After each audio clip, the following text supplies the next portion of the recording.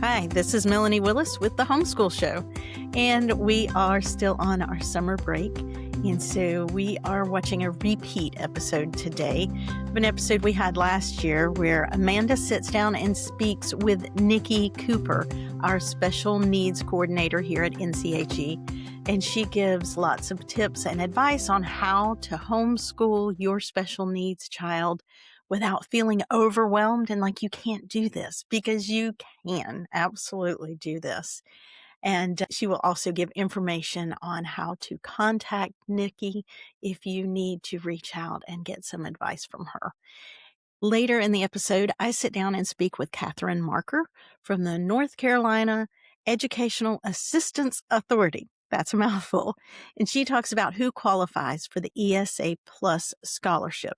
And right now is the time that if you believe you qualify for that, you're going to want to start getting everything together. You can't actually apply until next spring of 2027, but there are lots of things that you need to have in order before you can apply for that.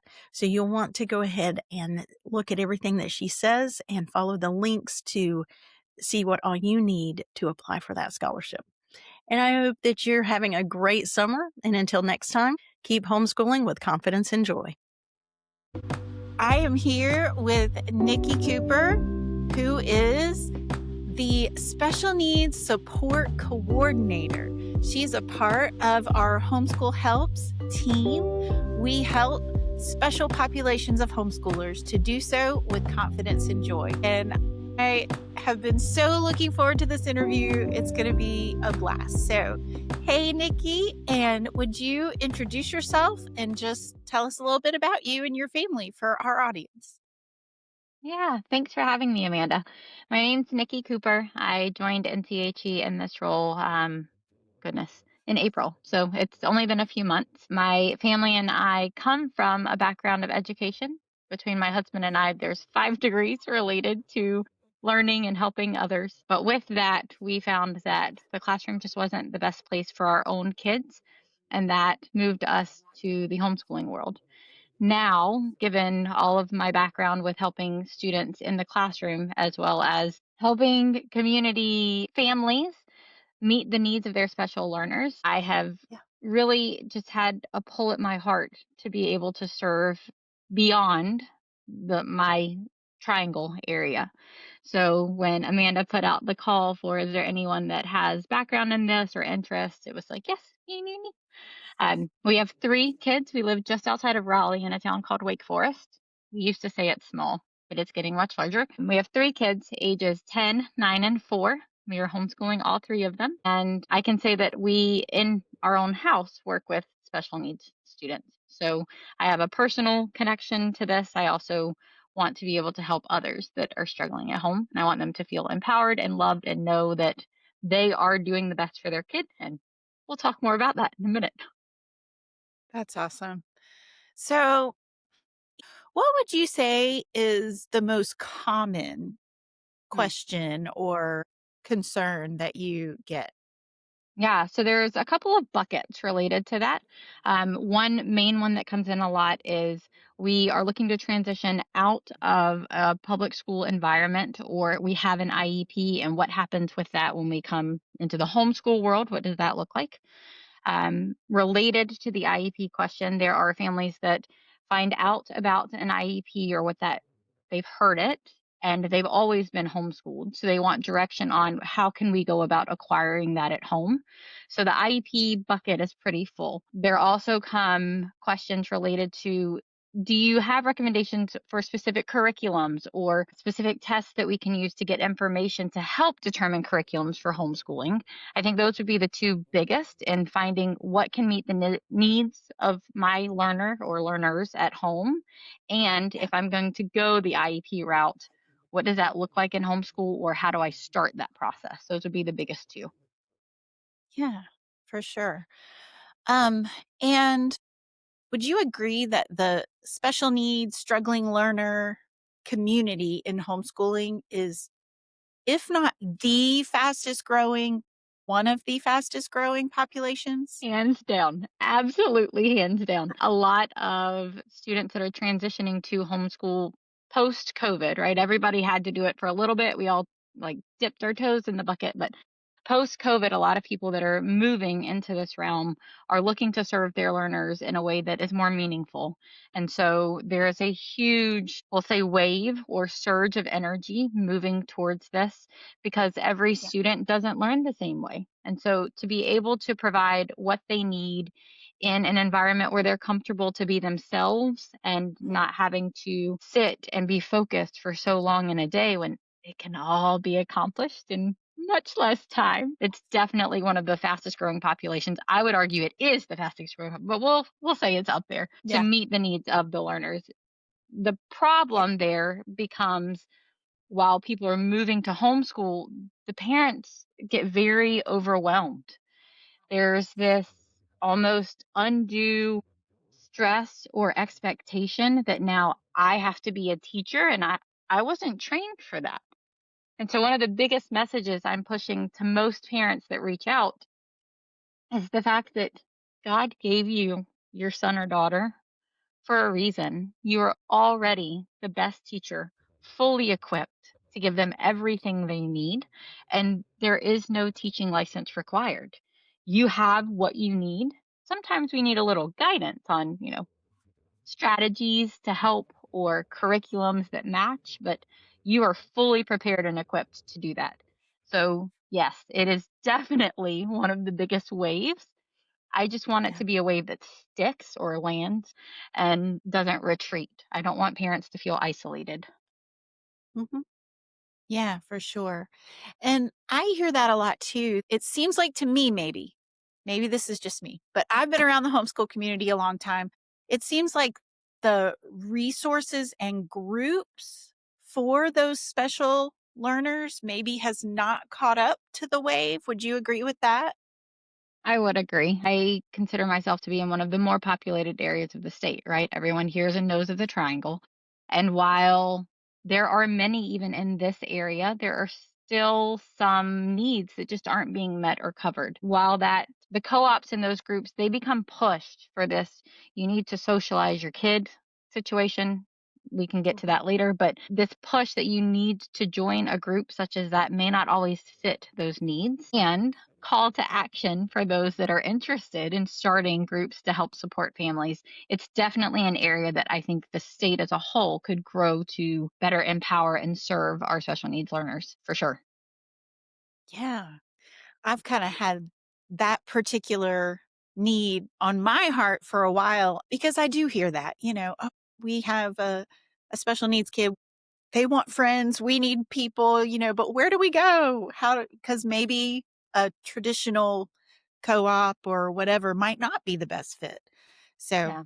I think that is something to think about for all of you out there if you know of a group or if you want to start a group, be in touch with us. We'd love to hear about that. Yes. Um, And support you along the way. I think so when people will email in, I can respond back. There have been families that I've been able to call and talk through some things. And especially when it comes to homeschooling the needs of a special needs learner, mhm. you have to give yourself grace. I mean, homeschoolers need to do that in it already, right? But give yourself permission to make a change. Yeah. Do not feel obligated to stick with something if it's not a good fit. Sure, you can set a goal of a window, right? 3 to 6 weeks, 3 to 6 months, whatever it is, to try out what you're attempting to do.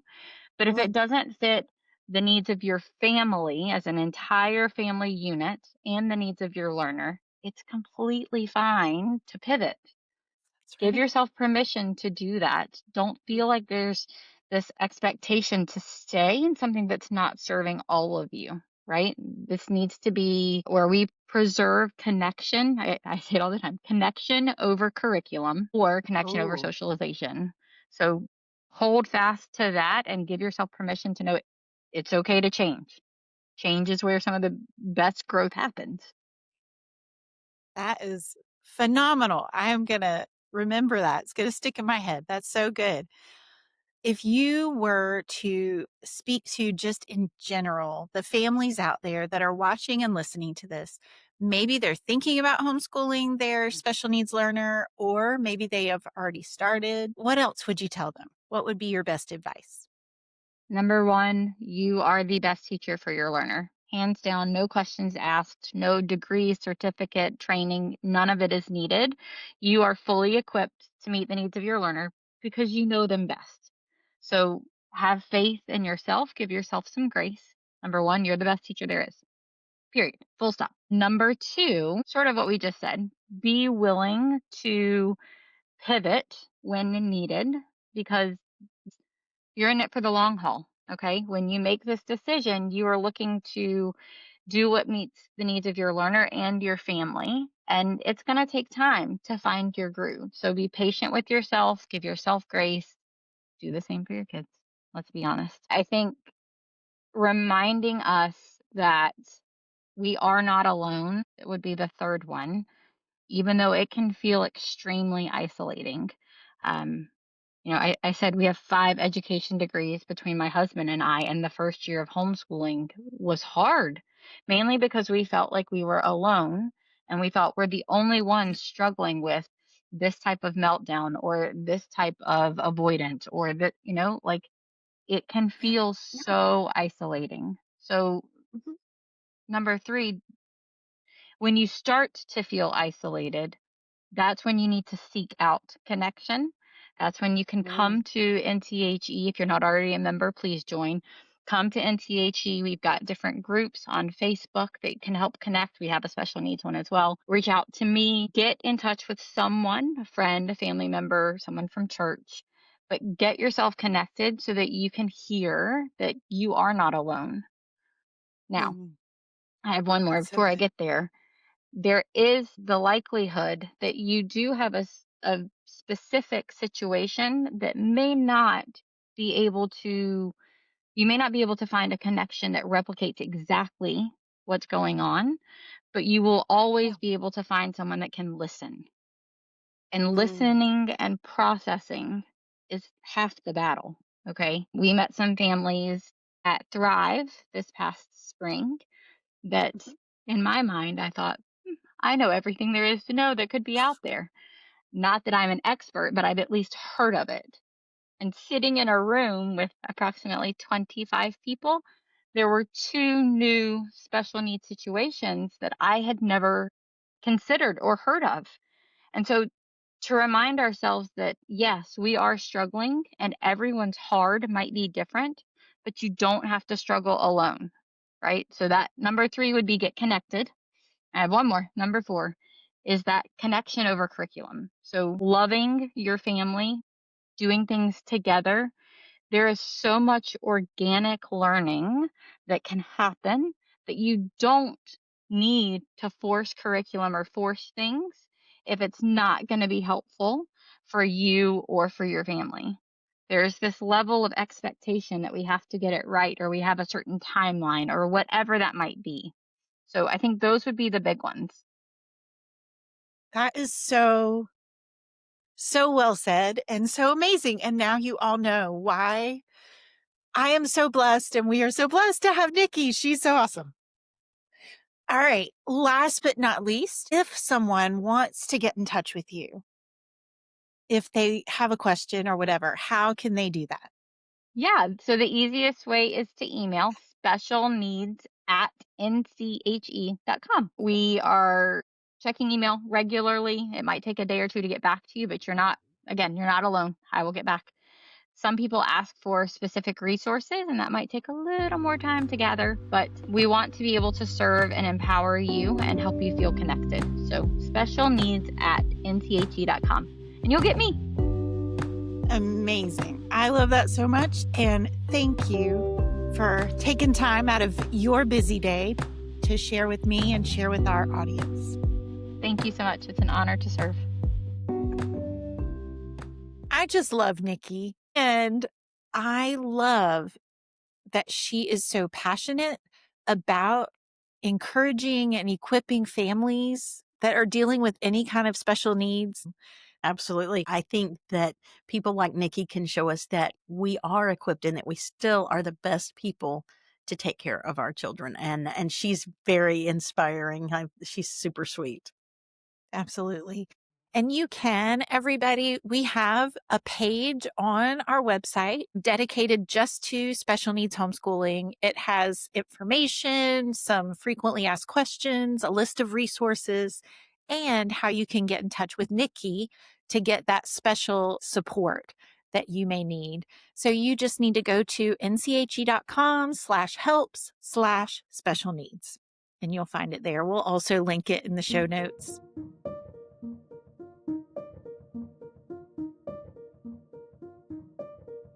All right. It's good to be talking with you today. Would you mind introducing yourself and telling us a little bit about what your role is?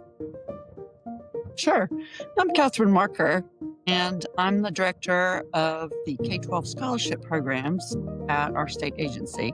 So that's the Opportunity Scholarship and the ESA Plus. And our agency is the North Carolina State Education Assistance Authority, which is a mouthful, SEAA for short. And we're the state agency tasked with administering these two programs. Very good. Very good. And so if you could just kind of explain to our audience for a minute what the ESA Plus program is, as well as the other K-12 scholarships that you oversee. Sure. The Education Student Accounts, which we call ESA Plus, and that's a program for students with a disability whose family wants to enroll them in a homeschool or private school. And income is not a consideration for ESA Plus. The other program is the Opportunity Scholarship Program, which is open to all students in North Carolina, kindergarten through 12th grade. It is an income-based program in the sense that income determines the award level. And so that's a much bigger program, but both programs are growing every year. And if you could explain what types of disabilities we're talking about. Sure, that's a good point because the disability is as noted by a public school IEP team. So that's the documentation of a disability. So it's a disability that a student means that a student is in need of special education. Disability can mean a lot of things to different people, so I'm glad you asked that question. But the documentation is the eligibility determination from a North Carolina public school. Okay. And as homeschoolers, how would we go about obtaining that? Another good question. So public schools will evaluate children who aren't enrolled in attending. So you could, as a parent, go up to your local public school and say, I'd like to have my child evaluated. I believe my child has a disability. And they should do that.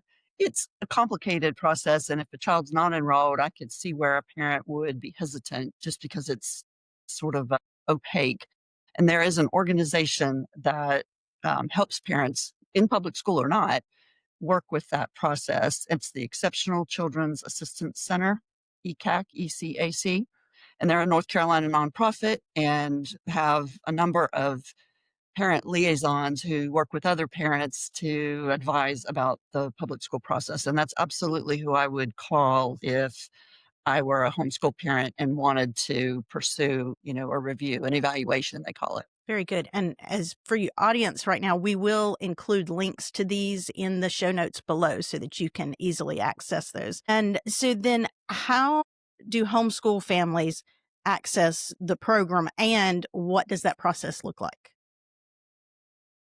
So both programs, the Opportunity Scholarship and the ESA, have an application period that opens in February each year for the upcoming school year. And families would want to apply during that time frame because it's a priority application period. And even if the application stays open longer, which it doesn't always, it would be to a parent's advantage to apply in February. So you'd want to kind of plan ahead for that.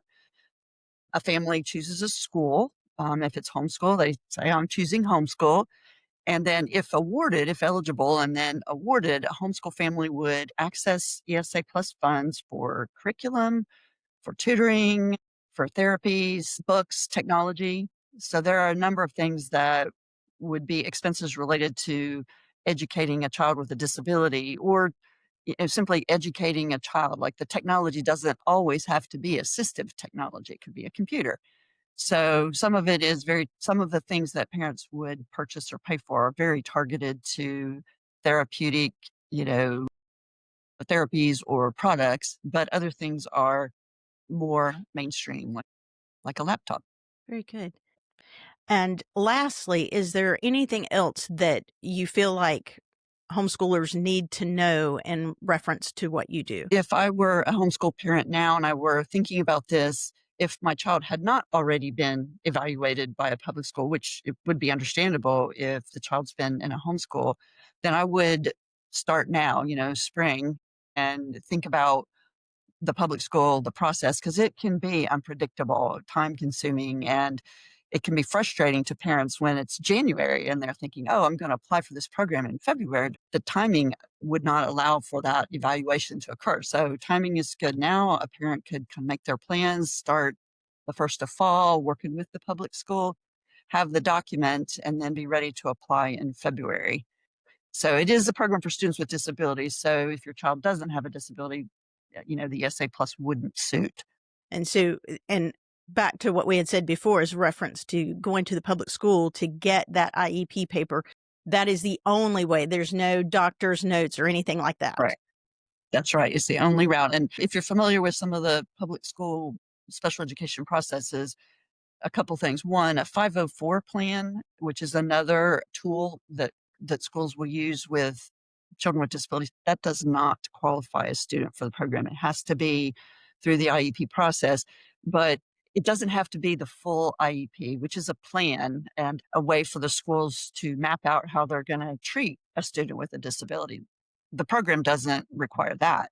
It requires the evaluation. And so if the child is deemed eligible for North Carolina Public School special education, that's where the process could stop, because if this child's not going to attend a public school, they may not need that full plan.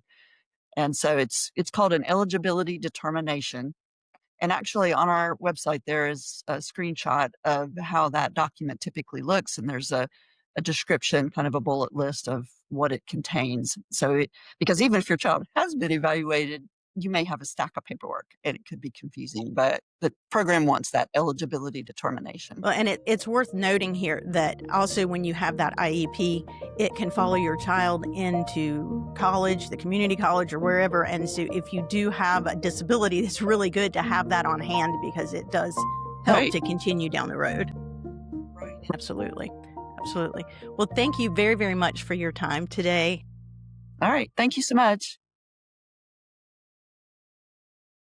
So this ESA Plus program has been a game changer for a lot of families with kids with special needs that are homeschooling, but maybe they need therapies or technology that the families themselves just struggle to provide.